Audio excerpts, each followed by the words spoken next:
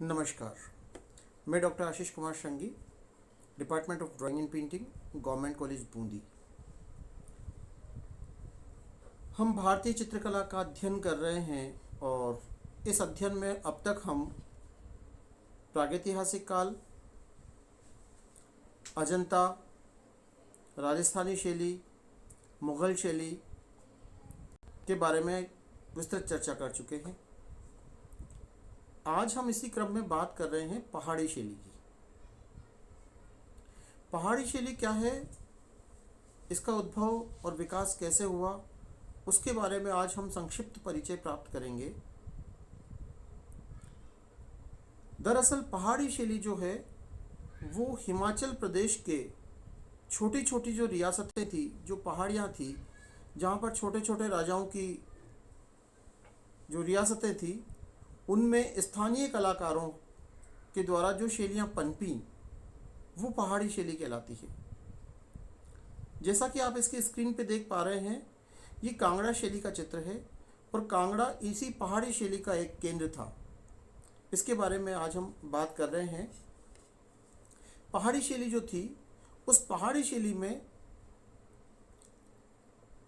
हिमाचल प्रदेश में कुछ ऐसे इलाके थे जो प्राकृतिक दृष्टि से संपन्न थे और वहाँ छोटे छोटे रियासतों में राजाओं का शासन था।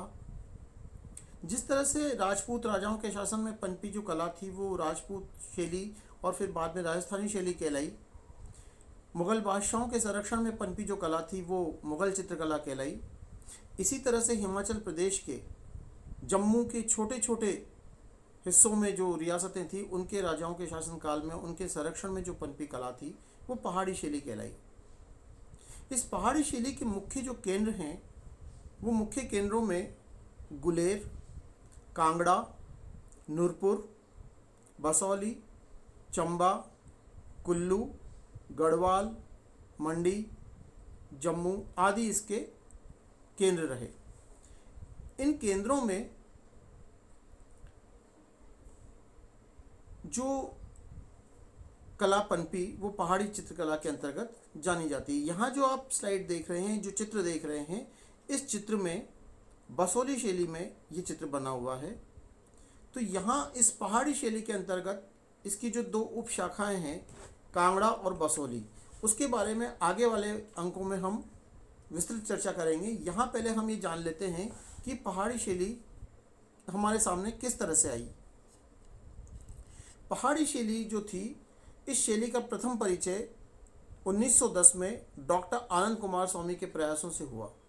यानी डॉक्टर आनंद कुमार स्वामी ने एक एग्जीबिशन की थी कांगड़ा कलम के कुछ चित्रों को लेकर। कलम एक्चुअली शैली को कहा जाता है, कांगड़ा कलम यानी कांगड़ा शैली। कांगड़ा शैली के कुछ चित्रों को एग्जिबिट किया था, प्रदर्शित किया था इलाहाबाद में डॉक्टर आनंद कुमार स्वामी ने। ये चित्र उनको कहीं से मिले थे। तो इन चित्रों को जब उन्होंने प्रदर्शित किया तो ये चर्चा रही कि ये राजपूत शैली यानी राजस्थानी शैली के हैं या राजस्थानी शैली से मिलते जुलते हैं। लेकिन 1916 में डॉक्टर आनंद कुमार स्वामी ने एक पुस्तक लिखी थी राजपूत पेंटिंग के नाम से। ये बड़ी फेमस पुस्तक है, राजपूत पेंटिंग। इस राजपूत पेंटिंग में जो बात कही उन्होंने ये कहा कि इस पुस्तक में जो राजस्थानी शैली थी उससे इनको भिन्न बताया। इन चित्रों को, कौन से चित्रों को? पहाड़ी शैली के चित्रों को। इन्होंने इसके लिए जो टर्म इस्तेमाल की, जो बात कही, वो कहा था हिंदू पेंटिंग्स ऑफ पंजाब हिमालय। यानी हिंदू राजाओं के संरक्षण में पंजाब के छोटे छोटे इलाकों में जो शैली पनपी वो ये पहाड़ी चित्रकला थी। हिंदू पेंटिंग्स ऑफ पंजाब हिमालयाज, इस नाम से उन्होंने इस कलम के बारे में जिक्र किया था। यहाँ जो आप दो पेंटिंग्स देख रहे हैं, वो पहला जो चित्र है वो कांगड़ा शैली का है और जो दूसरा चित्र है वो बसोली शैली का है। वैसे तो दोनों शैलियाँ जो हैं वो पहाड़ी शैली के अंतर्गत आती हैं, लेकिन इन दोनों ही शैलियों में बहुत अंतर है। अब ये अंतर क्यों है और क्यों फिर भी ये पहाड़ी शैली के अंतर्गत आती हैं दोनों शैलियाँ, इसके बारे में आने वाले वीडियोज़ में हम चर्चा करेंगे। अभी फ़िलहाल इतना जानना ज़रूरी है कि ये जो पहाड़ी शैली थी वो ऐसे समय पर पनपी जब मुग़ल सत्ता जो थी वो अपने पतन की ओर अग्रसर थी।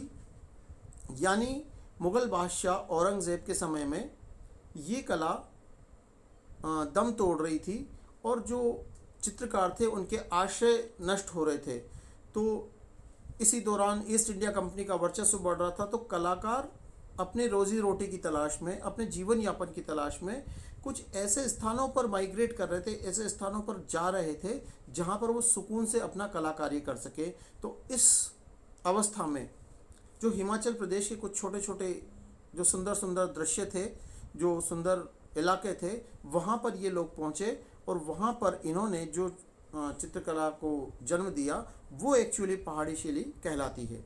तो इसके बारे में आने वाले अध्याय में हम चर्चा करेंगे। यहाँ पर भी आप इन दोनों शैलियों का चित्र देख रहे हैं, कांगड़ा और बसोली का। शेष भाग के बारे में हम बात करेंगे अगले वीडियो में। तब तक आप इसे देखिए और आप थोड़ा सा पढ़ के रखिए ताकि आपको समझने में आसानी रहेगी। Thank you so much.